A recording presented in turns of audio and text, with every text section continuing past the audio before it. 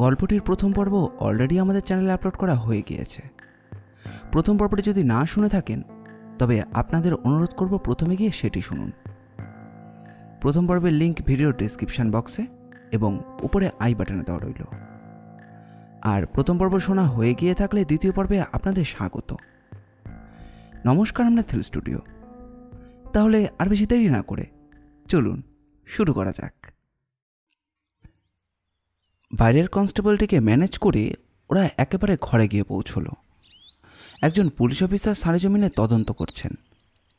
নীলকে দেখে ভদ্রলোক মুখ তুলে জিজ্ঞাসা করলেন, হু আর ইউ? বিনা পারমিশনে একদম ভেতরে চলে এলেন? অতঃপর কার্ড দর্শানো। ভুরুকুচকে সেটিকে দেখতে দেখতে অফিসার বললেন, আপনারা কোথা থেকে খবর পান বলুন তো? এখন তো পাড়ার লোক জেনে উঠতে পারেনি। এর পেছনে অনেক ব্যাকগ্রাউন্ড আছে, পরে জানাবো। আপাতত কি আমি একটু দেখাদেখি করতে পারি? কি আর দেখবেন, ওই তো পড়ে আছে। ধারালো কোনো অস্ত্র দিয়ে গলাটা ফালা ফালা করে দিয়েছে, আর মুখটা একদিকে কাঁত হয়ে আছে। সেটাও যে কার মুখ সেটা বোঝা যাবে না। হ্যাঁ তাই। চিত হয়ে বডি শোয়ানো, গলা দিয়ে অজস্র রক্তপাত ঘটে গেছে। মুখটা একদিকে কাঁত অবস্থায়, পরনের ম্যাক্সিটায় জমাট বাঁধা রক্তের দাগ। কিন্তু বিস্ময়ের ব্যাপার, মেয়েটার মুখটা প্রায় গলে হেজে গেছে, দগদগ করছে। রহস্য তো সেটাই। নাইট্রিক অ্যাসিড দিয়ে মুখটা গলিয়ে দেওয়া হয়েছে দুটি কারণেই, যাতে মেয়েটাকে আইডেন্টিফাই না করা যায়। আর দ্বিতীয় কারণ হচ্ছে এটা একটা চরম প্রতিহিংসার নমুনা। যদিও দেখার কিছুই ছিল না, তবুও গভীর মনোযোগ দিয়ে অবন্তিকার বডিটা নিরীক্ষণ করতে থাকে সে। দুটো আঘাতের জায়গা ছাড়া আর তেমন উল্লেখযোগ্য কিছুই নজরে এলো না। হঠাৎ দেখল অবন্তিকার হাতে রক্ত মাখানো এক টুকরো কাগজ। প্রায় সবার অজান্তেই নীল কাগজটিকে হস্তগত করে নিল। ঘরের অবস্থা অতি সাধারণ। একটা তক্তপোষ, তোষক আর চাদর পাতা, মাথার বালিশটাও দলামচা হয়ে আছে। বিছানার চাদরও এলোমেলো, কিন্তু বডি শোয়ানো মাটিতে। দীপু ফিসফিস করে বলল, কোনো রেপ কেস নয় তো? ফরেন্সিক বলবে। তারপর অফিসারের দিকে তাকিয়ে বলল, মহিলার ড্রয়ারটা একবার দেখা যাবে? আমরা দেখেছি, কিছুই নেই। একটা পুরনো ডায়েরি, হাবিজাবি সব হিসেব। দেখুন, ওটাই পাবেন। ডায়েরিটা নীল উল্টোপাল্টা দেখল। না, তেমন উল্লেখযোগ্য কিছুই নেই। এক জায়গায় একটা নাম আর ঠিকানা পাওয়া গেল, সমরেশ নন্দী, কেবি রায় রোড, গড়িয়া। ঠিকানাটা আর নামটা মনে মনে মুখস্থ করে নিয়ে ওরা ডায়েরি রেখে চলে আসছিল। হঠাৎ করে নজরে এলো লাল কালো ডিজাইন করা ফাউন্টেন পেন, যেটা সচরাচর এখন কেউ ব্যবহার করে না। এখন ডট আর জেল পেনেরই যুগ। তবুও ফাউন্টেন পেন কেন? আশেপাশে র্যাকে বা টেবিলে কোনো ফাউন্টেন পেনের দোয়াতও নেই। তাহলে কি মনে হতে অফিসারের চোখটা এড়িয়ে পেনটাও ওরা পকেটস্থ করল। এর মধ্যে বাড়িওয়ালা ভদ্রলোক এসে গিয়েছিলেন। অফিসার বললেন, ইনি বাড়ির মালিক। নীল এগিয়ে গিয়ে ওকে ধরল। এই বাড়ির মালিক তো আপনি? বছর 50 মতো হবে ভদ্রলোকের। নীল জিজ্ঞাসা করায় বললেন, কাল হয়েছে মশাই সেটা। এমনিতেই আমি একা কোনো ছেলে বা মেয়েকে বাড়ি ভাড়া দিই না, কিন্তু সমরেশবাবু এমনভাবেই মেয়েটির সম্বন্ধে বললেন তাই দিয়েছিল। কিন্তু তার যে এত পুলিশি ফ্যাকড়া কি করে জানবো বলুন তো? সমরেশবাবুকে? ও বাবা, তার নাম জানেন না? সমরেশ নন্দী, পলিটিক্যাল লিডার, হোমরাই চোমরাই লোক। ওর কথা আর ফেলতে পারলুম না। আমি যদি ঘর ভাড়া না দিতুম, হয়তো একদিন দেখতাম ঘরটাই আমার পার্টি অফিস হয়ে গেছে। বুঝলাম। তা মেয়েটি কতদিন হলো এসেছে? বেশি দিন নয়, মাসখানেক। সেলামি না অ্যাডভান্স? আগে মোটা টাকার সেলামি, লোভ সামলাতে পারিনি, দিয়ে দিলুম। মেয়েটার নামটা যেন কি? আগে অবন্তিকা চৌধুরী। উনিই তো সেই মেয়ে। আমি তো ভালো করে এখনো বডিটাই দেখিনি, তবে ও ছাড়া আর কেই বা হবে। ওর ঘরে কারা কারা আসতেন? তেমন বিশেষ কেউ নয়। মাঝে মাঝে সমরেশবাবু আসতেন, আর একটা ছোকরাও আসত। বয়স কত? বছর 30 হবে। ও হ্যাঁ, আর একটা মেয়েও আসতো। মেয়ে বয়স? বছর 28 কি 30 হবে। মেয়েটার বয়সই হবে। এই মেয়েটা কি? ভদ্রলোক ছবিটা দেখতে দেখতে কেমন যেন আমতামতা করতে লাগলেন। নীল বলল, মানে ডেফিনিট নন। ওই যে বললাম, শাড়ি পরা সব মেয়েকেই। সমরেশবাবু জানেন? বলতে পারবো না। এই দেখুন না, ওই নিয়ে আবার মিছিল বেরোবে, ঘটা করে প্রসেশন বেরোবে। হুজুগের কি আর শেষ আছে? পলিটিক্যাল পার্টির ছেলেরা কিছু একটা হুজুগ ব্যাপারে পেলেই হলো। পার্টি টার্টি করতো নাকি? বলতে পারবো না, তবে সমরেশবাবুর যখন রেকমেন্ডেশন তখন হলেও হতে পারে। চল দীপু, এখানে আর আমাদের থাকার দরকার নেই। এই পার্টির গব্বাই কেসটা চলে যাবে। আপাতত এখানে আমাদের আর কোনো কাজ নেই। চ কেটে পড়ি। অফিসারকে বলে ওরা দক্ষিণ মুখ হাঁটা শুরু করলো। চলতে চলতে দীপু বলল, নীলদা, আমার মাথায় কিন্তু অনেকগুলো প্রশ্ন উকি দিচ্ছে। ঠিক আছে, সব শুনবো, আগে বাড়ি চল। বাড়িতে এসে নীল, দীপু এবং বিকাশ তালুকদার এক ঘরে বসলেন। দীপু বলল, কিন্তু বিকাশদা, চেকটা কিন্তু অবন্তিকার হাতে পৌঁছে গিয়েছিল এবং চেকটা পাবার পরেই গোস্বামী বাড়ি ছেড়ে সে চলে গিয়েছিল। এটাও তো আমরা গেস করেছিলাম। মেয়েটা টাকা পেয়েছিল ঠিকই, চেকটা নিজের অ্যাকাউন্টে জমাও দিয়েছিল, কিন্তু ভোগের কপাল ছিল না, তাই নিজেও গেল আর টাকাটাও গেল। এ তো দাদা সেই দিদিমা ঠাকুমার ডায়লগ হলো। ব্যাপারটাকে অত সহজে উড়িয়ে দিলে কি হবে? না, আমি সে কথা বলছি না। অবন্তিকাকে ছক করেই মারা হয়েছে, কিন্তু খটকাটা লাগছে অন্য জায়গায়।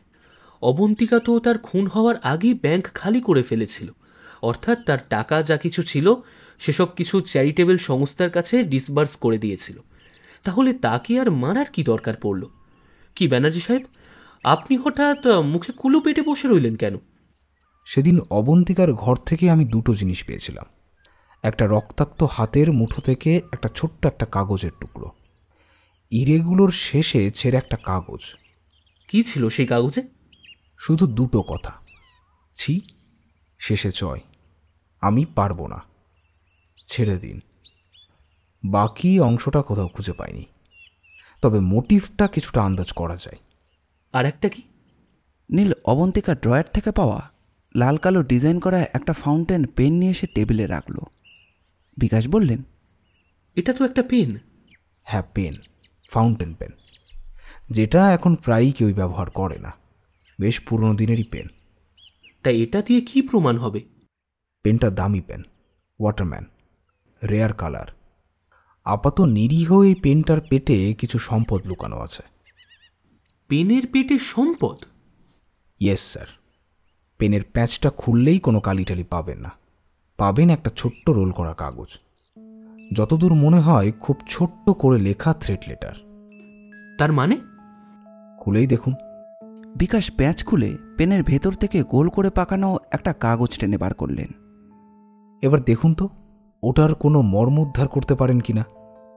বিকাশবাবু দুবার চেষ্টা করে চিঠিটা দীপুর দিকে এগিয়ে দিয়ে বলল, দেখুন ব্যানার্জি সাহেব, আমার মাথার খিলু প্রায় জমে গেছে। একটানা অক্ষরে কয়েকটা নো মাথা নো মুন্ডু বাক্য। এটির পাঠোদ্ধার ভাবা আমার পক্ষে সম্ভব নয়। দীপু কাগজটা নীলের দিকে চালান করে দিয়ে বলল, বরাবরই আমি কোড ল্যাঙ্গুয়েজে খাঁচা, সরি। তাহলে আমি একবার পড়ে শোনাই। SCHSN ... DHO ** DEB ** CH ** ST KO LE M BZ ... PAL ... BACHINA। বুঝলি কিছু? দুজনেই মাথা নাড়ল। তুর মাথা মুন্ডুহীন একটা লাইন। হ্যাঁ, আপাত দৃষ্টিতে এই লাইনটার কোনো অর্থ হয় না, কিন্তু এর মধ্যেই সমাধান সূত্র আছে। সেটা কি? আবার পড়ছি। প্রথমেই SCHSN, তারপর একটা লিডার, মানে 3টে ডট, অর্থাৎ ওটা এখানেই শেষ। কিন্তু ওটার মানে কি? যাতে চট করে কারোর হাতে পড়লে ওটা বাজে কাগজ বলে ফেলে দেবে। কিন্তু এবার দেখো, ইচ্ছে করেই ইনকমপ্লিট শব্দ ব্যবহার করা হয়েছে। মিস্টার জামি বলেছিলেন 5 বার টাকা তোলা হয়েছে। এবার দেখো 5CH, মানে 5টা চেক, তারপর আছে SN, মানে 5 নামে। হতে পারে কি? হ্যাঁ, হতে পারে, কিন্তু মিস্টার জামির দেওয়া ব্যাংক স্টেটমেন্ট তো অন্য কথা বলছে। ইয়েস, আসছি সেই কথায়। এবার দেখ 3টে ডট, মানে একটা পজ, তারপর লেখা DHO, বুদ্ধি খাটা। DHO এর পরে 2টো স্টার, মানে এখানে 2টো অক্ষর বসবে। যদি অক্ষর দুটো KA হয় তাহলে কি দাঁড়াচ্ছে? ধোকা। বেশ, তারপর আছে DEB স্টার স্টার, তার মানে ফের 2টো অক্ষর। অক্ষর দুটো যদি AR হয় তাহলে কি হবে? DEBAR, মানে দেওয়ার। এরপর CH, একটা ST, একটা KO, একটা LE, একটা, অর্থাৎ এই পর্যন্ত কি দাঁড়ালো? CH এর পর E বসালাম, ST এর পরে A বসালাম, এবং KO এর পরে R, এবং তারপর LE, তারপর যদি 1, কি দাঁড়াচ্ছে? চেষ্টা করলেই। এই পর্যন্ত ঠিক আছে তো? হ্যাঁ, তারপর বলো। আছে M এবং 2টো স্টার, এবং তারপর আছে B। যদি M এরপর 2টো স্টারের বদলে OR, অর্থাৎ সবটা মিলে হলো মোরবি। অবিশ্বাস্য। দাঁড়া, আরেকটু বাকি আছে। কি অক্ষর আছে? PAL, তারপর 3টে স্টার। ধরা যাক আমি বসালাম ALE, তাহলে কি দাঁড়াচ্ছে? পালালে, তাই তো? ওয়েল, তারপর BACHBINA, অর্থাৎ বাজবি না। ও মাই গড, ধোকাবাজির শেষ নেই। বিকাশ দা, তাহলে পুরোটা কি দাঁড়ালো? আমি কি তবে প্রত্যন্ত গ্রাম থেকে এসেছি নাকি? শোনো হে খোকা, পুরোটা হলো ধোকা দেওয়ার চেষ্টা করলে মরবি, পালালে বাঁচবি না। কি ঠিক আছে তো? ইয়েস, রাইট, এটা একটা হুমকি চিঠি। কিন্তু অবন্তিকা তো 5টা নামে 5 জনকে চেক দিয়ে দিয়েছে, তবে ওকে মারা হলো কেন? না, 5 জনকে চেকটা দেয়নি, 5 বারে একজনকেই চেক ইস্যু করেছে। মহিমা ক্যান্সার সেন্টারের নামে 10 লক্ষ টাকা 5 বারে দেওয়া হয়েছে। খুব ভালো কাজ করেছো ভায়া। কিন্তু নিজের মরণটা ডেকে এনেছে। এখানেই 2টো কারণ, এক আদেশের খেলাপ, আর দ্বিতীয় কারণ অবন্তিকা ছিল এদের দলেরই মেয়ে, সে পালাতে চেয়েছিল। তুমি একটা গ্যাংস্টারে মাথা গলাতে পারো, কিন্তু মাথা বার করে নিতে চাইলে সে মাথাটা কাটা যাবে। বুঝলাম, এবার বুঝলাম অবন্তিকার মৃত্যুর আসল কারণটা কি। কিন্তু এরপর? আপনারা আছেন কি করতে? আপনাদের হাতে স্পেশাল CID ব্রাঞ্চ, তারা তো অনেক বেশি এফিশিয়েন্ট, তাদের সোর্সও অনেক। কিছুদিন আগে সুপ্রিম কোর্টের বিচারক একটা কথা বলেছিলেন, সিবিআই তো তোতা পাখির মতো বুলি আওড়ায়, যেমন শেখায় তেমনই বলে। এটা দিয়ে আপনি কি বোঝালেন? না, কিছু নয়, তবে আমি তো দীর্ঘদিন আপনার কাছাকাছি আছি, এত সেন্টিমেন্টাল ডায়লগ তো কোনোদিন শুনিনি। আচ্ছা, কি হয়েছে বলুন তো আপনার? সেন্টিমেন্টের কথা নয়, কথাগুলো ঠিকই, একটুও বাড়িয়ে কিছু বলিনি। তার মানেটা কি? আপনি আর কেসটা নিয়ে মাথা ঘামাবেন না? ঘামাতেই হবে, কারণ সাত্বিক গোস্বামী, তার হঠাৎ মৃত্যু হলে উনি আমাদের কেসটা ডিল করতে বলে গিয়েছিলেন, ন্যাচারালি। যাক বাবা, নিশ্চিন্ত হওয়া গেল। কিন্তু আসল মেয়েটাই তো খুন হয়ে গেল। কে আসল আর কে নকল সেই সিদ্ধান্তে কি আমরা পৌঁছে গেছি? না, তা নয়, তবে মেয়েটাকে সামনাসামনি পেলে বোধ হয় আমাদের দিকে অনেকটা সুবিধা হতো। আচ্ছা, সেই মেয়েটির কি কোনো খোঁজ পাওয়া গেল? সেই যে দোপাটি না চাপাটি কি যেন নাম? বিকাশ দা, রাগ করবেন না। আপনি বা আপনার ডিপার্টমেন্ট মেয়েটির খোঁজার ব্যাপারে কি করেছেন? কত দূরে গিয়েছেন? আদবে কি আপনারা কিছু ভেবেছেন? না, মানে সত্যি বলতে কি, আমরা সেভাবে কেসটা নিয়ে কিছুই ভাবিনি। আসলে কোনো খুন জখমের তো কেস নয়, তাই আর কি। খুন জখমটাই কি শুধু অপরাধ?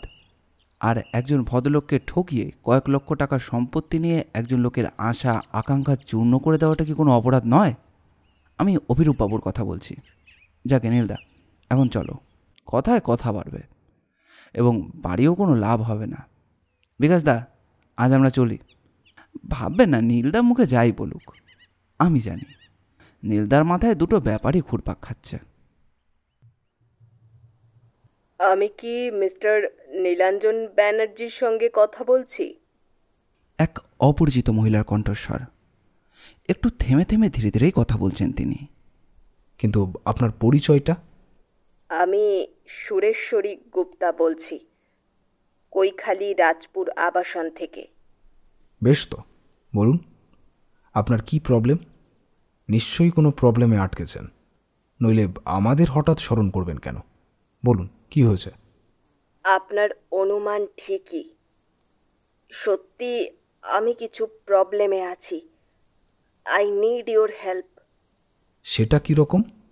সেটা সামনাসামনি না হলে বলা যাবে না, মানে ফোনে তো এত কিছু বলা সম্ভব নয়। আপনি আমায় কি করতে বলেন? আসলে সংসারে আমি একা, আমার বয়সও হয়েছে, প্রায় 60-এর কাছে বয়স, কিন্তু নানান রোগে আমাকে কাবু করে দিয়েছে। তার উপর আরও একটা ভয়াবহ অসুখ আছে, ডাক্তারি ভাষায় যাকে বলে ভেসাভেগাল, হঠাৎ হঠাৎ ব্ল্যাঙ্ক হয়ে যাওয়া।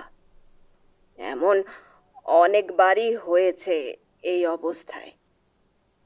বুঝেছি।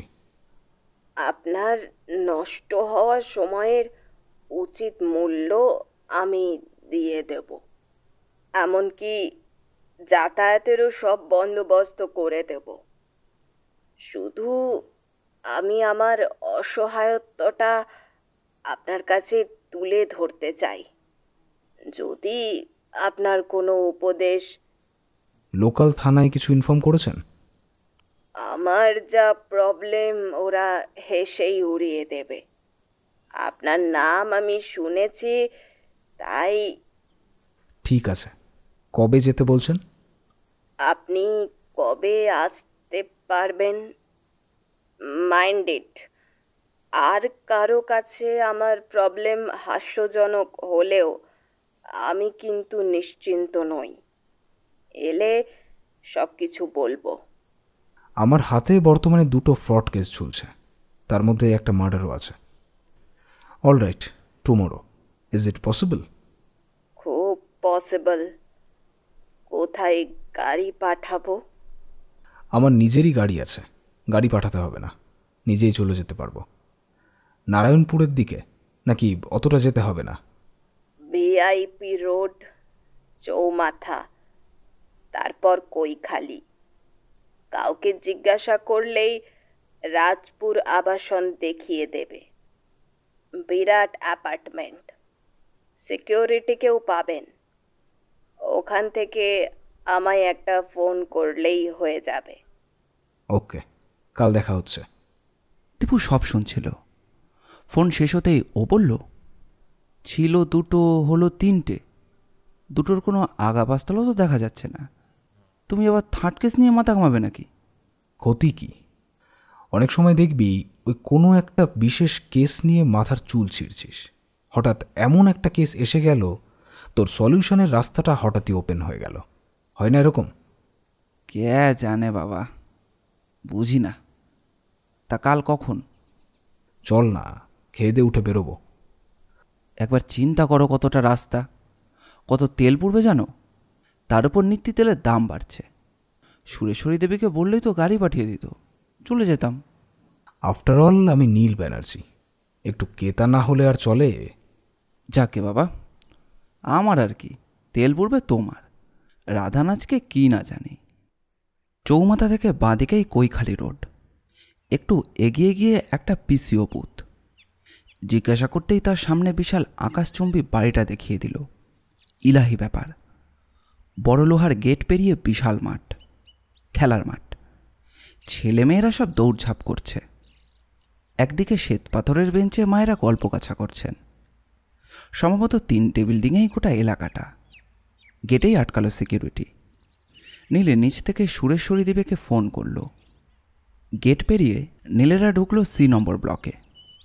লিফটে করে উঠল 4 তলায়, 102 নম্বর ঘর।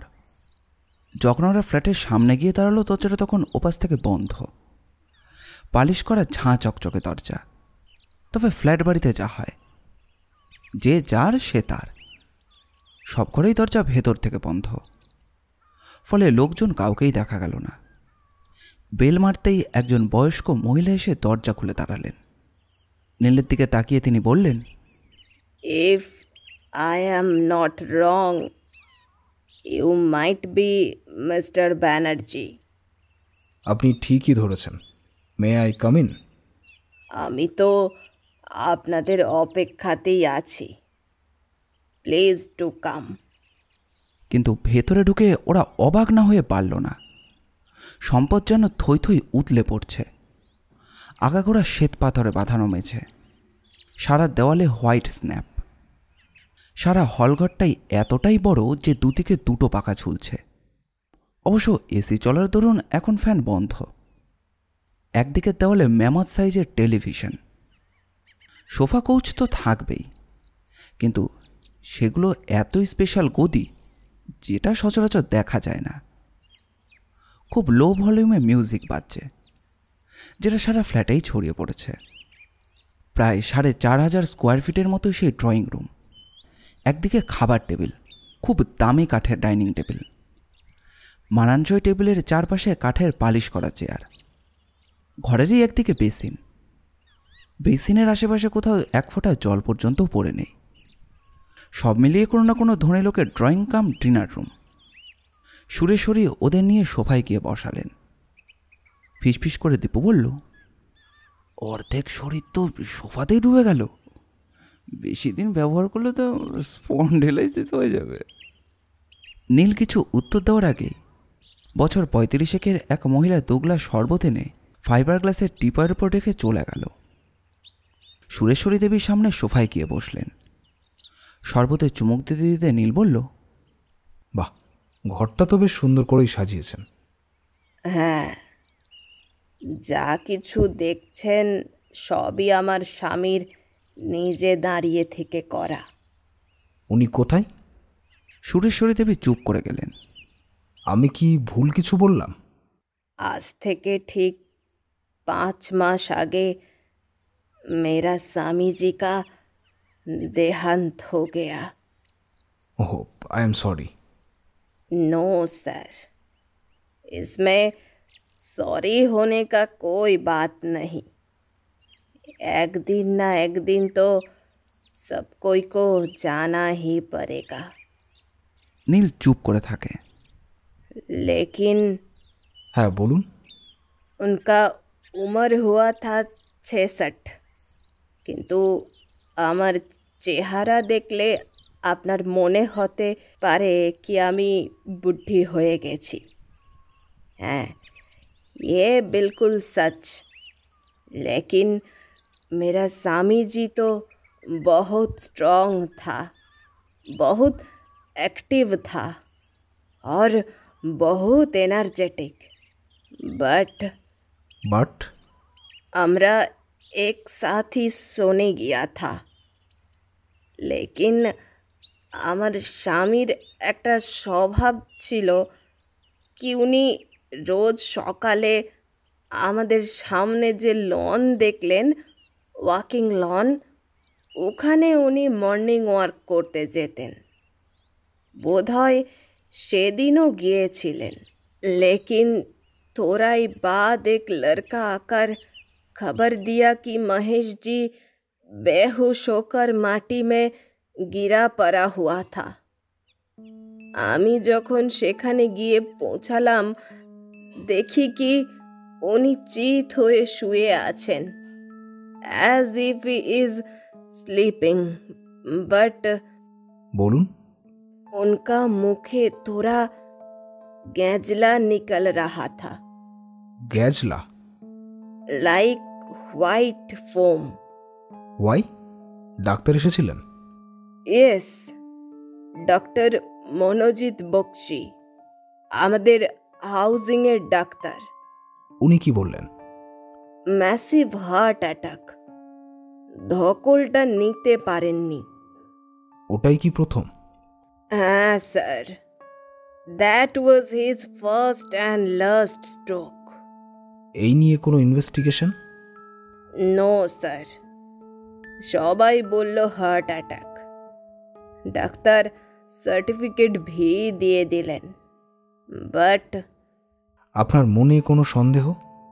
कैसा शक, जब सब आदमी एक ही बात बोलছিল তখন मेरा शक में क्या फायदा। বেশ, এবার বলুন আমাকে তলব করলেন কেন? প্রায় মাস দেড়েক ধরে আমি ফিল করছি ভেতরে ভেতরে আমি খুবই দুর্বল হয়ে পড়ছি। কোনো কাজেই মন লাগে না, সর্বদাই একটা ড্রাইজেনেস। বিশ্বাস कीजिए আমার আর বাঁচতে মন চাইছে না। ডাক্তার দেখিয়েছিলেন? হ্যাঁ, মনোজিৎ ডাক্তার আছেন। উনি বললেন কি बेवासा में बहुत टेंशन होच्छे, इसीलिए थोड़ा रेस्ट करने के लिए बोला है, लेकिन रेस्ट को कोई टाइम मिलता ही नहीं। স্বামীর কথা খুব ভাবছেন? ভাবি, কিন্তু আমি না থাকলে স্বামীর এত বড় বিজনেস, এত রুপিয়ার ট্রানজাকশন कौन देखेगा? কেন, আপনার কোনো পুত্র সন্তান নেই? एक लड़की है, वो भी থাকে বেনারস में জামাই का साथ। তার মানে এখানে আপনি একা? बिल्कुल अकेला है, एक काम का लड़की। थोड़ा पहले आप लोगों ने जिसको देखा। কতদিন আছেন উনি? मेरा स्वामी का गुजर जाने का बाद मेरा लड़की और दामाद जब बनारस वापस गया, उसके बाद सीता को हम रखा। नहीं तो कौन करेगा इतने सारे काम का देखभाल। আপনার ঘরদোর রান্নাবান্না সবই কি সীতাই করে? नहीं, सीता सिर्फ रसोई पकाए और लड़की है घर का काम, कापड़ बुपड़ा साफ करना, वही दोनों ही करता है। একমাত্র শারীরিক দুর্বলতা ছাড়া আপনার টেনশনের আর কোনো কারণ আছে কি? हाँ जी, आछे। हमको तीन ठो व्यवसाय चालाते हैं। একটা কল সেন্টার আছে, অফকোর্স उसीलिए मैनेजर আছে। ম্যানেজারের নাম? पुष्पेन सरकार, बहुत काम का आदमी। कॉल सेंटर নিয়ে আমার তেমন ভাবনা नहीं। তাহলে? एक बरस पहले हमारा हस्बैंड एक नया धंधा लगाया। সেটা কি? একটা TV channel, Bengali channel purchase করেছি। আপনি করেছেন? नहीं, मेरा हस्बैंड इन्वेस्ट किया था। কিন্তু সে তো প্রচুর টাকার ব্যাপার। জয়েন্টলি ইনভেস্ট किया गया। हमार पार्टनरेर नाम सुधाकर भार्गव। इन्वेस्टमेंट आधा आधा। আপনাকে কিরকম ইনভেস্ট করতে হয়েছিল? 5 crore, 5 কোটি। বেশ, তাতে অসুবিধাটা কি হচ্ছে? ব্যবসা ভালো যাচ্ছে না, স্রেফ লসে রান করছে। ইভেন এমপ্লয়িজরা ঠিকঠাক মাহিনাও পাচ্ছে না। এখন আমার পার্টনার চাইছে কি চ্যানেলের ধান্দাও ছাড়িয়ে দেবে। আমাকে বলছে বাকি টাকা দিয়ে আমি যেন চ্যানেলটার ফুল মালিকানা নিয়ে নিই। আপনার কি মত? আমি নিজেও চাই না এই বিজনেসে থাকতে। আমিও তাকে সে অফার দিয়েছি। তা আপনার পার্টনার সুধাকর কি বলছেন? উনি বলছেন উনি আমাকে 1 crore দিবে। इतनी सारे लॉस में कैसे संभालूं? तो मैं उनको बात इनकार कर दिया। তাতে সুধাকর কি বলছেন? উনি তো আমাকে থ্রেট করছেন, বলছেন কি अगर 1 crore আমি যদি উনাকে না ছড়িয়ে দিই, इसका नतीजा बहुत खराब হবে। খারাপ মানে? मेरा जान खतरे में गिर जाएगा। सुधाकर जी अच्छा लोग नहीं आछे। उसका मुखे मिछरी लेकिन दिल में चाकू। बहुत धुरंधर आदमी आछे। আমার কি मालूम হচ্ছে জানেন, मेरा ख्याल से चैनल ठीक ही चल रहा है, लेकिन सुधाकर जी चाहते हैं আমি উনাকে জলের দরে চ্যানেলটা লেখাপড়া করে ছেড়ে দিই। আপনার লয়ার কি বলছেন? লয়ার? এইসব লয়ারকে আমি বিশ্বাস করি না। ये लोग हमसे भी रुपया खींचता है और उधर से भी पैसा लेता है। মাথা নিচু করে নীল মনে মনে কিছুক্ষণ ভাবল, তারপর বলল, আপনাকে গাইড করার মতো তো এখানে কেউই নেই। ना जी, मैं तो सिर्फ अकेला ही हूँ। সুধাকরজি এই সুযোগটাই নিতে চাইছেন। আপনার কোনো উইল করা আছে? जो है मेरा लड़की का नाम पे है। दामद जी को? नहीं, दामाद जी को भी मैं विश्वास करता नहीं। बहुत बड़ा बड़ा बात कर रहा है, लेकिन मेरा लड़की से हर वक्त रुपया मांगता है, वो भी बिजनेस के लिए। आमी खूब भालो करे जानी, शराब और लड़की यही है उसका धंधा।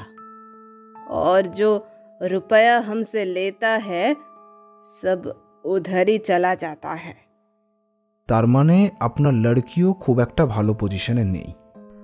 মানে আপনার মৃত্যুর পর সবই আপনার জামাইয়ের আওতায় চলে যাবে। इसीलिए ही तो हम एकदम बेसहारा हो गया। मैं अभी सोचता है कि पद्मिनी को हमारा पास में ले आऊंगा। খুবই অ্যাকিউজড কেস। নীলও ভেবে পাচ্ছিল না যে তাকে কিভাবে রাস্তা দেখাবে। তবুও ও বলল, দেখিয়ে সুরেশ্বরজি, এখানে কোনো ক্রাইম কিছু ঘটেনি। আর যে ব্যাপারে আপনার ডিসপিউট, আপনি আপনার সমস্ত প্রবলেম নিয়ে প্রথমে একটা এফআইআর করুন, তারপর খুব একজন ভালো লয়ারের হেল্প নিন। সব লয়ারই খারাপ নন। আমার মনে হয় তিনি আপনাকে সঠিক রাস্তায় দেখাতে পারবেন। আপনি বলছেন আমি এফআইআর জরুর করব, लेकिन लॉयर आपका कोई जाना पहचाना वाला लॉयर আছেন? ঠিক আছে, আমায় একটু ভাবতে দিন। আর একটা কথা, আপনার দিন রাতের কাজের লোক সীতা, এই মেয়েটি কেমন? बाहर से तो ठीक ही है, लेकिन किसी का अंतर में क्या है वो तो शैतानी बता सकेगा। আপনি ঠিকই বলেছেন। আপনার ওই সীতার সঙ্গে একটু কথা বলা যাবে? हाँ हाँ, क्यों नहीं। सीता, ए सीता, एक दफा इधर आओ तो। 2-3 মিনিটের মধ্যেই সীতা এসে হাজির হলো। খুব সম্ভবত রান্নার কাজে ব্যস্ত ছিল ও।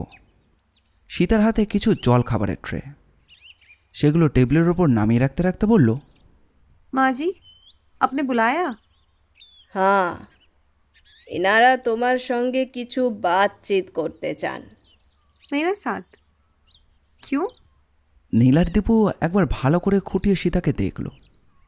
বছর 35-এর মতো বয়স তার। চেহারায় তেমন কিছু বিশেষত্বও নেই, তবে মুখটা বেশ সুশ্রী, খানিকটা গাদা সুন্দরী বলা যায়। গায়ের রংটাও সাদামাটা, হিন্দুস্তানি মহিলার মতো কালো পাড়ে সাদা শাড়ি পরা। সীতা নীলের দিকে তাকিয়ে বলল, नमस्ते जी। নমস্তে বলে নীল সরাসরি প্রশ্নে চলে গেল, এখানে কতদিন আছেন? करीब 6 महीना तो होबे। আপনি কি এখানে শুধু রান্নাই করেন? जी हाँ। তা হঠাৎ এখানে এলেন কিভাবে? इधर हमारा एक जान पहचान वाला दोस्त है, ওই লড়কি আমাকে এখানে নিয়ে এসেছে। এর আগে কোথায় কাজ করতেন? नहीं बाबूजी, इसका पहले हमी कोথাও नौकरी करिनी।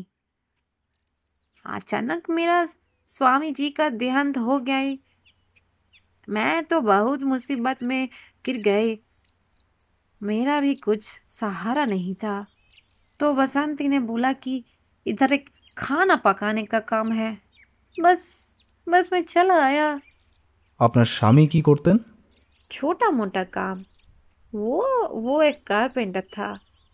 আপনার ছেলে মেয়ে? नहीं, আর কে কে আছে আপনার আত্মীয় স্বজন? मेरा साथ थी, लेकिन 2 बरस पहले उन्हीं भी चला गया। बस और कोई नहीं है। আপনার দেশ কোথায়? बिहार, छपरा। আর এখানে মানে কলকাতায় কোথায় থাকতেন? हेदुआ का पास। मालूम है हेदुआ? হ্যাঁ বলুন। শুধু হেদুয়া বললে তো চলবে না, জায়গাটা তো আর একটুখানি নয়।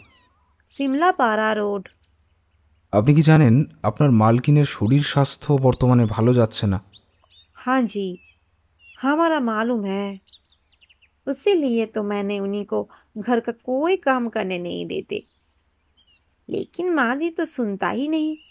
लेकिन बेअसर काम तो करे नहीं। ওর মেয়েরও তো আসার কথা, জানেন সেটা? हाँ जी। ওকে চেনেন? नहीं, मैं तो उन्हीं को पहले नहीं देखा। আরও দুজন তো এই বাড়িতে কাজ করেন। हाँ हाँ, যমুনা और मंगला। ঠিক আছে, আপনি এখন যেতে পারেন। তবে মালকিনকে একটু নজরে রাখবেন, ওর তবিয়তটা তেমন ভালো নেই। आप फिक्र मत कीजिए, मैं हूँ ना। যাওয়ার সময় সীতা জিজ্ঞাসা করে, बापूजी, आप लोग चाय पियेंगे तो खाना भी पड़ा हुआ है, ठंडे हो जाएगा, खा लीजिए। मैं चाय लेकर आता हूँ। সীতা চলে গেল। এতক্ষণে সুরেশ্বরী দেবী একটাও কথা না বলে চুপ করে শুনে যাচ্ছিলেন। সীতা চলে যেতেই জিজ্ঞাসা করলেন, কেমন বুঝলেন মিস্টার ব্যানার্জি? ঠিকই তো আছে, তবে সীতার একটা ছবি নিয়ে থানায় একটা ইনফর্ম করে রাখবেন। প্রত্যেকটা থানা থেকেই এখন এগুলো করতে বলা হচ্ছে, আপনাদেরই সিকিউরিটির জন্য। बात तो सही আছে, लेकिन करेगा कौन? हमारा जो मैनेजर है वो तो दिन भर काम पे रहता है, हमारा कोई टाइम नहीं। ठीक है, मेरा आशा है कि पद्मिनी कुछ दिन को अंदर आ जाएगा। उसका खत आ गई, वो आने से हम थाने में रिपोर्ट लिखाऊंगी। সুরেশ্বরীজি, একটু ভালো থাকার চেষ্টা করবেন। শরীর খারাপ লাগলে সঙ্গে সঙ্গে ডাক্তারকে ফোন করবেন, আর অন্য কোনো অসুবিধায় পড়লে আমাকে একটা রিং দেবেন। সবিস্তারে সব কিছু শোনার পর বিকাশ বললেন, ব্যানার্জি সাহেব, একসঙ্গে কতগুলো কেস আপনি মাথায় ঢোকাবেন বলুন তো? সাত্বিকবাবুর কেসটার তো কোনো হিললেই হলো না, মধ্যিখান থেকে অবন্তিকা মেয়েটিও খুন হয়ে গেল। অভিরূপবাবুর কেসটাও দরকচা মেরেই পড়ে আছে। না পেলেন দোপাটির কোনো হদিশ, না পেলেন কোনো ক্লু। মেয়েটা গয়না টাকা সব নিয়ে লোপাটো হয়ে গেল। আবার এদিকে আর একজন, সুরেশ্বরী দেবী। কিন্তু সুরেশ্বরী দেবীর কেসটা আমার মনে হয় একটু রিস্কি। কেন এরকম বলছেন কেন? ভেবে দেখুন, মহিলা একা, বিপুল সম্পত্তি, শেয়ারে চ্যানেল কেনা, পার্টনার 1 কোটি টাকার অফার দিয়েছেন, কিন্তু তাতে সুরেশ্বরী দেবীর কোনো মত নেই। ওর আরও 2টো ব্যবসা আছে, আর আবার একজন ম্যানেজারও আছে। ম্যানেজারের সঙ্গে দেখা হলে ভালোই হতো। এই ধরনের এক একা থাকা বৃদ্ধাকে ঠকানো ম্যানেজারের পক্ষে বেশ সহজ। বৃদ্ধার শরীর স্বাস্থ্য খুব একটা ভালো যাচ্ছে না। এই 2টো কেসের থেকে এই কেসটা মিস আপ হওয়ার সম্ভাবনা বেশি। অবশ্য ইতিমধ্যে যদি ওর মেয়ে পদ্মিনী দেবী এসে পড়েন তাহলে খানিকটা বাঁচোয়া, অন্তত মাকে গার্ড দেবার মতন তো একজন থাকবে। আচ্ছা নীলদা, সুরেশ্বরী দেবী তো বললেন উনি উইল করেছেন। হ্যাঁ, আর সবই ওর ওই মেয়ের নামেই করা আছে। তাহলে সেখানেও তো সিঁদুরে মেঘ জমে আছে। বলতে পারিস, কারণ জামাই বাবাজি খুব একটা সুবিধের লোক নয়। কিন্তু সে কি করে বলতে পারে? মাঝে মাঝে এসে নগদ টাকা ক্লেম করতে পারে, এর থেকে বেশি কিছু তো আর আইনত করতে পারে না সে। আইনকে পাশ কাটিয়ে অনেক কিছুই করা যায়, এটা ভুলে যাস না। বলা তো যায় না, money is the rule of all evils. Padmini যদি বেঁচে না থাকে তাহলে আইনত সুরেশ্বরী দেবীর সব সম্পত্তির মালিকানা গিয়ে বর্তাবে ওই জামাই বাবাজির এখতিয়ারে। তুমি নীলদা একটু বেশি বেশি ভেবে ফেলো। বেনারস থেকে লোকটা এখানে আসবে, তাকে দুটো মার্ডার করতে হবে। দুটো কেন? 1 নম্বর সুরেশ্বরী দেবী আর 2 নম্বর পদ্মিনী দেবী। এত সহজ? গত ফরবিড, মার্ডারটা এখন ছেলের হাতের মোয়া হয়ে গেছে। আর অধিকাংশ মার্ডার কেসই ওই আতেল মার্কা।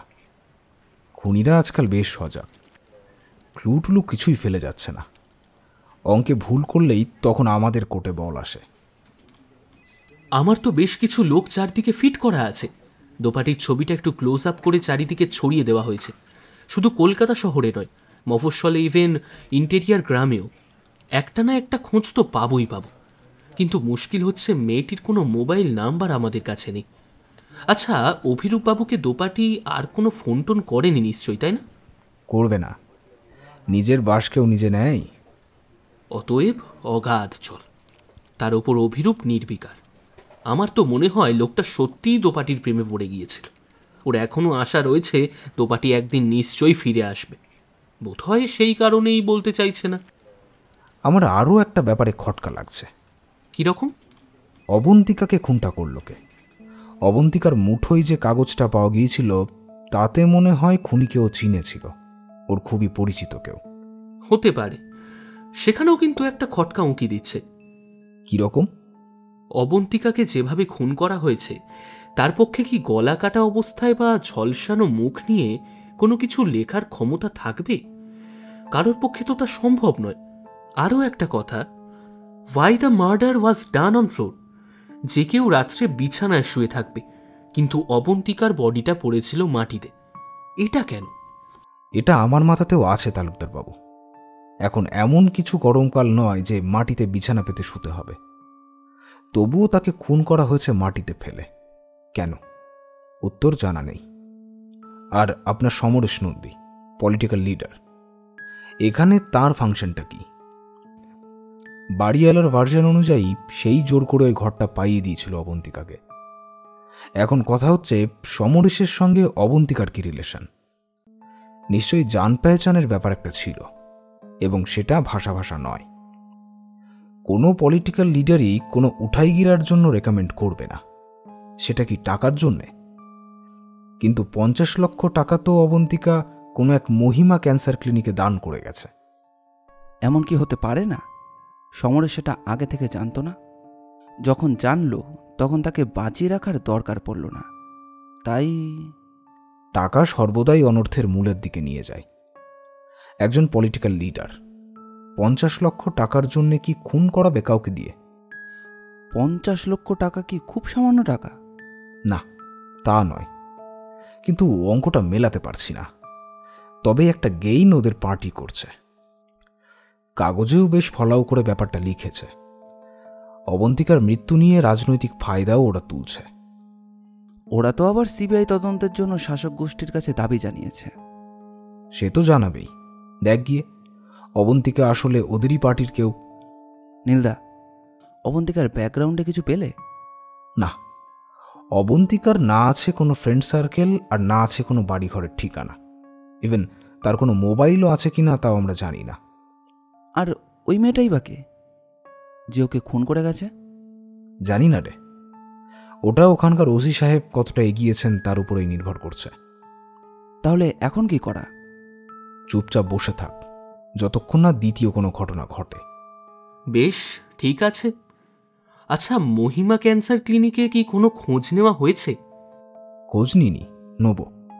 তবে খুব একটা সুবিধে হবে বলে তো মনে হয় না। তারা বলবে somebody has donated us and we accept the money। এতে তো আর কোনো জালজুচ্চুরির ব্যাপার নেই। তবুও যাব। ছাই দেখলে তা তো উড়িয়ে দেখতেই হবে সেখানে আগুনের কোনো সোর্স আছে কিনা। মহিমা ক্যান্সার সেন্টারে ওরা যখন পৌঁছলো তখন বিকেল প্রায় শেষ। নাম শুনে মনে হয়েছিল বিরাট কিছু হবে, কিন্তু তা নয়। মামুলি একটা নার্সিং হোমের মতো। জায়গাটা মুকুন্দপুরের দিকে, একটু ভেতরের দিকে। ভাবলাম না জানি বিশাল কোনো ব্যাপার স্যাপার হবে। দেখে তো মনে হয় একটা পাতি নার্সিং হোম। ঠিক আছে, সবসময় বাইরেটা দেখে ভেতরের অবস্থাটা বোঝা যায় না। সামনেই কাছের দরজা, চল ঠেলে ভেতরে ঢোকা যাক। রিসেপশনে একটি মেয়ে বসেছিল। মেয়েটির মুখ ছিল একটি ফাইলে। সেই অবস্থাতেই সে বলল, হ্যাঁ বলুন, কি করতে পারি? মহিমা দেবী আছেন? মহিমা দেবীকে চান? কি ব্যাপার বলুন তো? আমরা কলকাতা পুলিশ থেকে আসছি। মহিমা দেবীর সঙ্গে একবার দেখা হওয়ার দরকার, একটা ইনভেস্টিগেশনের ব্যাপার আছে। কিন্তু ম্যাডাম তো এখন একটু অফিসিয়াল কাজে ব্যস্ত আছেন, এই সময়টা উনি ব্যস্ত তো নিশ্চয়ই থাকবেন, কিন্তু আমাদেরও তো দরকারটা বেশ জরুরি। একটু খবর দিন। বলুন পুলিশ থেকে এসেছে। ঠিক আছে স্যার, আপনারা একটু ওয়েট করুন। কাঁচা পাকা মেশানো চুল, চোখে রিমলেস গোল্ডেন চশমা, বয়স আনুমানিক 50 বছর হবে, পরিষ্কার পরিচ্ছন্ন সাদা পোশাক, গ্লাস টপ টেবিলের ওপাশে কিছু ফাইল নিয়ে উল্টোপাল্টা দেখছিলেন। ঘরে এসি চলছে। পায়ের শব্দে মুখ তুলে একবার দুজনকে দেখলেন। মহিলাই প্রশ্ন করলেন, আপনারা পুলিশ থেকে আসছেন? But why? আমার এখানে পুলিশ কেন আসবে? পুলিশ তো বিনা কারণে আসে না, কয়েকটা কথা জানার ছিল। বুঝতে পারছি না। একটা নার্সিংহোমে পুলিশের হাঙ্গামা, এর মধ্যে কেউ মারাও যায়নি। আপনারা ঠিক কাকে চান? আমি মহিমা সেনগুপ্তর সঙ্গে কথা বলতে চাই। আপনি কি? ইয়েস, আপনি ঠিক জায়গাতেই এসেছেন। আই অ্যাম মহিমা সেনগুপ্তা। একটু বসতে পারি? ও শিওর। এবার বলুন কি জানতে চান। আমার এখানে পুলিশ ভেরিফিকেশনের মতো কোনো কাণ্ডকারখানা কিন্তু ঘটেনি। জানি। অবন্তিকা চৌধুরী বলে কি কাউকে চেনেন? অবন্তিকা চৌধুরী নামটা শোনা শোনা মনে হচ্ছে, কিন্তু চিনতে পারছেন না? আচ্ছা ম্যাডাম, আপনাদের এখানে লামসাম মানি ডোনেটর কি অনেক আছেন? হ্যাঁ, এবার চিনেছি। না, সেভাবে বিরাট অঙ্কের টাকা দেওয়ার মতো ডোনেটার আমাদের নেই। মাঝে মাঝে কিছু সরকারি কিছু বেসরকারি ডোনেট করেন। কিছু পলিটিক্যাল হেল্পও আমাদের নিতে হয়, বুঝতেই তো পারছেন। নইলে এরকম একটা ভয়ানক রোগের সঙ্গে লড়াই করার রসদ আমরা পাবো কোত্থেকে? যাদের টাকার জোর নেই তারাও কি এখান থেকে ট্রিটমেন্ট পায়? ডোনেশনের টাকায় কি আর সবটুকু কুলিয়ে ওঠা যায়? হ্যাঁ তা বটে। তা এতক্ষণে নিশ্চয়ই মনে পড়েছে অবন্তিকা চৌধুরীকে? হ্যাঁ, মনে পড়েছে। তিনি তো অনেক টাকাই আপনাদেরকে ডোনেট করেছেন। হ্যাঁ, ওই 10 লাখ করে 5 ক্ষেপে 50 লাখ টাকা দিয়েছিলেন। So kind of her. কিছু মনে করবেন না, হঠাৎ উনি আপনাদের মতো একটা প্রতিষ্ঠানকে এতগুলো টাকা ডোনেট করলেন, ওয়াইটা জানতে চাননি? কি জানেন, কেউ শতপ্রবৃত্ত হয়ে কিছু দিতে চাইলে আমরা কখনোই না বলি না। তবে মিস অবন্তিকার কেসটা একটু স্বতন্ত্র। কীরকম? ছোটবেলায় উনি ওনার বাবাকে ক্যান্সারে মরতে দেখেছেন, সেটাও টাকার অভাবে। তাই উনি চান। ক্যান্সারে? কিন্তু আমি তো শুনেছিলাম। যাকে সে কথা, আপনারা নিশ্চয়ই জানতে চাননি অত টাকা উনি কোথা থেকে পেলেন? একটু আগেই বলেছি, এটা কোনো সাবস্ক্রিপশন নয়। ব্যক্তিগতভাবে কেউ কোনো ভালো কাজের জন্য কিছু ডোনেট করছেন। এখানে 10 রকম প্রশ্ন তুলে ডোনেটারকে বিব্রত করার কোনো বাসনাই তো আমাদের নেই। টাকাটা নিশ্চয়ই আপনাদের ফান্ডে ডিপোজিট হয়ে গেছে। হ্যাঁ, কিন্তু কিছু মনে না করলে একটা কথা জিজ্ঞেস করতে পারি কি? আপনারা এত সব প্রশ্ন কেন করছেন বলুন তো? আমরা তো ওনার ডোনেশন অ্যাকসেপ্ট করে কোনো অন্যায় কাজ করিনি। আপনি কি মহিলাটাকে চোখে দেখেছেন? হ্যাঁ, সেটা একবারই। তারপর থেকে মাসের প্রথমেই উনি চেক পাঠিয়ে দিতেন। কিন্তু বললেন না তো, এত প্রশ্ন কেন? আপনার হয়তো জানা নেই, কিছুদিন আগেই উনি মার্ডার হয়ে গেছেন। হোয়াট? কি বলছেন আপনি? Yes, it is fact. প্রশ্নগুলো আসছে সেই কারণেই। এক মহিলা 50 লক্ষ টাকা দিলেন এবং চেক ক্যাশ হবার পরেই মার্ডার হয়ে গেলেন। ব্যাপারটা কি একটু খটকা লাগার মতো নয়? নিশ্চয়ই খটকা লাগার মতোই ঘটনা, কিন্তু এক্ষেত্রে আমাদের তো কিছু করার নেই। না, সত্যিই আপনাদের এর ব্যাপারে কি তদন্ত থাকতে পারে? আচ্ছা, আপনি তো ওই কনসার্নের মালিক। হ্যাঁ, আমরা অল্প পুঁজি নিয়েই শুরু করেছিলাম। অবন্তিকা দেবীর 50 লাখ টাকা আমাদের খুবই কাজে দেবে। I am very sorry for her premature demise.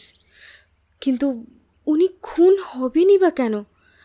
আমি ওকে অনেকবার দেখেছি, খুবই সহজ সরল একজন ইনোসেন্ট টাইপের মেয়ে। আচ্ছা, উনি কি কোনো পলিটিক্যালি ইনভলভ ছিলেন? সেটা তো আমি বলতে পারবো না, জাস্ট কিছুক্ষণেরই আলাপ। মোটামুটি চেহারার একটা ডেসক্রিপশন। বয়সটা ওই প্রায় 26-27 মধ্যে হবে। চেহারায় একটা গ্ল্যামার আছে। সাধারণত একটা সিল্কের শাড়ি পরেই এসেছিলেন। কথাবার্তা বেশ পোলাইট, চোখে সানগ্লাস ছিল, চোখটা ঠিক বুঝতে পারিনি। কোনো ঠিকানা? হ্যাঁ, সৈয়দ আমির আলী অ্যাভিনিউর একটা ঠিকানা দিয়েছিলেন। এর বেশি তো বিবাহিতা? বোঝা যায়নি। সিঁথিতে সিঁদুর ছিল কিনা আমি ঠিক ঠাউর করতে পারিনি। তবে হাতে একটা ভ্যানিটি ব্যাগ ছিল, হাতে একটা রিস্ট ওয়াচ, আঙুলে একটা পলার আংটি ছিল, সোনার বাঁধানো। ব্যাস এটুকুই তো। ঠিক আছে, যা জানার তা জানা হয়ে গিয়েছে, কিছু মনে করবেন না। মার্ডার কেস বলেই আমাদের চারিদিকে একটু নেড়েচেড়ে দেখতে হচ্ছে। উনি কি ওনার বাড়িতেই খুন হয়েছিলেন? না, ইদানিং উনি থাকতেন কসবার দিকেই। বাইরে বেরিয়ে এসে নীল শুধু একটা কথাই বলল, খটকা। বুঝলি দীপু, খটকা, একটা গ্রেট খটকা। খুনি কোথাও না কোথাও একটা সূত্র ফেলে যাবেই, নিজের অজান্তেই। অপরাধ শাস্ত্রের এটাই একটা অদ্ভুত আশ্চর্য। তোমার আশ্চর্য লাগলো কিসে? আর সূত্রই বা কী পেলে? ওই যে বললাম, খটকা। এটা তোমার এক বাহাদুরি নেবার টেকনিক? বাহাদুরি নয়, খটকা লাগলো একটা জিনিস দেখে, তাই বললাম। জিনিসটা কি? এখন তো গরমকাল, মানে শীতকাল নয়। তো উনি হাতে সুতির গ্লাভস পরে আছেন কেন? বোধহয় ডাস্ট অ্যালার্জি রয়েছে, তাই। হতে পারে, এই দিকটা ঠিক ভাবিনি। ঠিক আছে, চল। তবে ব্যাপারটা বেশ ঘোরালো হচ্ছে, মানে সহজ নয়। সহজ যে নয় তার প্রমাণ পাওয়া গেল হপ্তা দেড়েকের মধ্যেই। ঠিক আগের মতোই নীলের মোবাইলে একটি ফোন এলো। আমি কি মিস্টার নীলাঞ্জন ব্যানার্জির সঙ্গে কথা বলছি? পুরুষ কণ্ঠ। নীল বলল, হ্যাঁ বলুন। সুরেশ্বরী দেবীর বাড়িতে আপনাকে একবার আসতে হবে। হ্যাঁ, কেন বলুন তো? আজ সকালে ওনার বাড়িতে ওনার ডেড বডি পাওয়া গিয়েছে। হোয়াট? কি বলছেন আপনি? হ্যাঁ, এমনিতে উনি খুব অসুস্থ ছিলেন। জানি সেটা। বাড়িতে এখন কে আছেন? ওর মেয়ে আর রান্নার বউ সতী। ওর মেয়ে মানে পদ্মিনী? রাইট ইউয়া। কিন্তু উনি তো বেনারস ছিলেন। সে অনেক ব্যাপার। আপনি কি একবার আসতে পারবেন? আপনি কি বলছেন? আমি ওদের ওভারঅল ম্যানেজার, পুষ্পেন সরকার। পুলিশ এসেছে? কেন? পুলিশকে ডাকবো কেন? উনি আমাকে একবার ডেকেছিলেন আশঙ্কা নিয়ে। আই ডাউট মৃত্যুটা বোধহয় স্বাভাবিক নয়। এনিওয়ে, ডাক্তারকে কি খবর দেওয়া হয়েছে? হ্যাঁ, উনি এসে গেছে। ঠিক আছে, আমরা যত তাড়াতাড়ি পারছি আসছি। গল্পটির পরবর্তী পর্ব 2 দিনের মধ্যে আমাদের চ্যানেলে আপলোড করা হবে। দ্রুত আপডেট পেতে চ্যানেলটিকে সাবস্ক্রাইব করে রাখবেন এবং আপনাদের নোটিফিকেশন যাতে মিস না হয় তার জন্য হোয়াটসঅ্যাপে একটি চ্যানেলও খোলা হয়েছে। চ্যানেলের লিঙ্ক ভিডিও ডেসক্রিপশন বক্সে দেওয়া রইল। এই পর্বটি ভালো লাগলে অবশ্যই লাইক এবং কমেন্টে জানাবেন যে আপনাদের কীরকম লাগলো। আপনাদের ভালোবাসা একান্ত কাম্য। ধন্যবাদ।